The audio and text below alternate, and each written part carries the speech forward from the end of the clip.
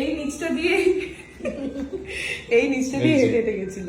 আমি চেয়েছিলাম যে একটা রুমের সাথে ব্যালকনি থাকলে সুবিধা হয়, তা আমাকে টেনে এক চড় মারলো, বললো হোটেলে এসছে।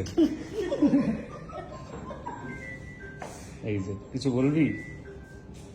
এই যতটা ভেবেছিলাম চ্যানেলে লাগবে ততটা লাগে লাগে না। না। অলরেডি আমাদের চ্যানেল ঘোরা না, স্টার জি সব লাগে না আমাদের।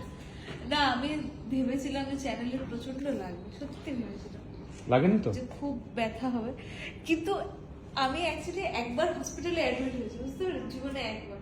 তখন আমার খুব লেগেছিল, ওই ব্যথাটা আমার মনে আছে। তাহলে ঠিক করে চ্যানেল করতে পারি। করতে পারেনি। না না, অনেকের হাত ভালো না তো, ওই জন্য যে আমার মা গেলে না, মা কিন্তু দেখি চেনালো একটু। খুব খুঁজতো। তোর কি মনে হচ্ছে এখন? কিরম লাগছে, কি ফিল হচ্ছে?